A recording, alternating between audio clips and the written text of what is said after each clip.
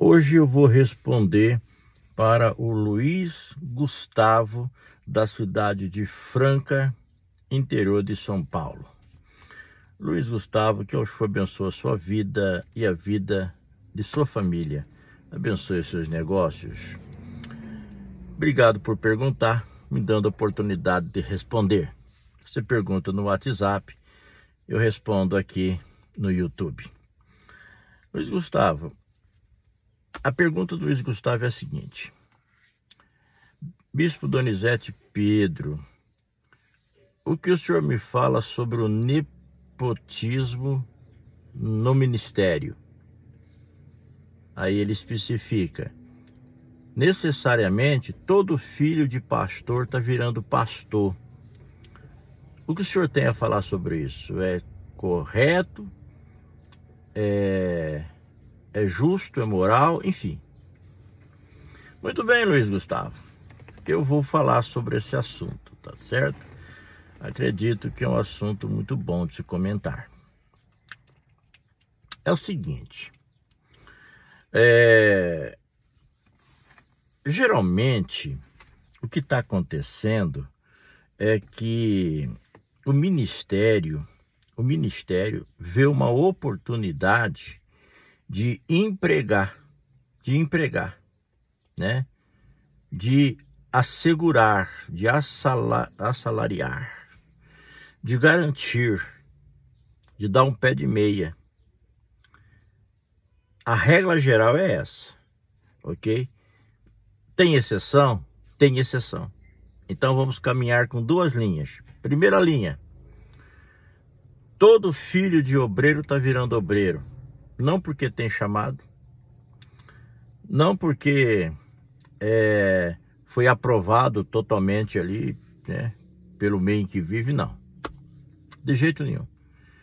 Mas porque a liderança, para agradar o obreiro, agradar o pastor, agradar o bispo, etc., vai dar essa unção. Então é uma unção dada pelo ministério, literalmente pelo ministério CNPJ, no ministério espiritual. E aí o rapaz vem para o ministério sem ser provado, vem para o ministério sem ter chamado, entendeu? Sem ter chamado. Vem para o ministério dentro da prática do nepotismo. Essa que é a realidade. Não é só a questão pública, não. Aí também, entendeu? E aí a pessoa vai estar lá no púlpito, vai estar lá pregando, vai estar lá exercendo uma função de ministro, sem nunca ter expulsado um demônio, sem ter sido lapidado, sem saber o que é povo, o que é família, sem precisar fazer um jejum para ser socorrido, sem precisar de receber um anjo para trazer uma botija de água e um pouquinho de pão para comer.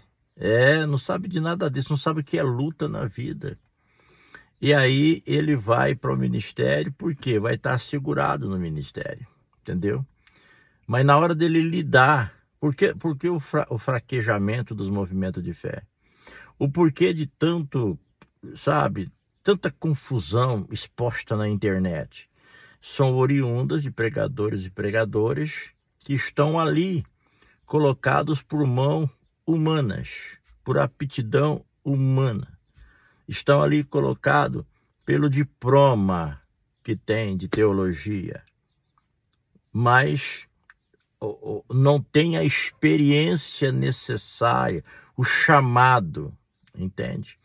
Então são obreiros que, quando o aperto vem, é diferente do obreiro raiz, o obreiro que tem chamada, que corre para os pés da cruz, corre para os pés de Yeshua, corre junto ao Espírito Santo, vai buscar socorro do alto. Não, os obreiros que estão aí Nutelas, sem saber o que é o campo, tá? Quando falta alguma coisa, quando chega uma circunstância contrária, eles vão pedir socorro para o papai, vão pedir socorro para a mamãe, vão pedir socorro, sabe? Eles não têm experiência. Se não tem experiência, como que eles vão liderar? Como que eles vão, nortear os seus dirigidos, entende? Então essa falta de experiência, mas não só isso, a falta de chamado, né? O Espírito Santo, você vai ler Atos lá, 6, 7, você vai perceber que o obreiro tinha que ser cheio do Espírito Santo, sabedoria, tinha que conhecer o mundo espiritual, não é sabedoria só secular não, trivial não. Então o obreiro tem que ter os dons espirituais, entende? Dom de discernir espírito, dom da palavra da sabedoria, da ciência, sabe?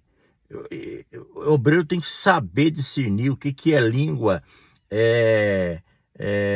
horizontal, Atos 2, o que é língua, por exemplo, vertical, Coríntios 14. O obreiro tem que conhecer, no mínimo, o que é salvação judicial, o que é salvação orgânica, entende? Ele tem que saber o que é uma família, o que é uma família em conflito. Como que ele vai legislar, ele vai dirigir baseado em papel, baseado no ministério do papai e da mamãe? Aí fica difícil, entende? Então, Luiz Augusto aí de Franca, é isso que eu penso, tá? Mas pode ser que o filho de um pastor, de um bispo, né, de um missionário, receba a chamada? Pode, mas não toda hora. É de manhã, é de tarde, é de noite. Vai observando isso daí. Você que vai assistir esse vídeo, observa isso daí. Observa. O camarada não tem chamada nenhuma.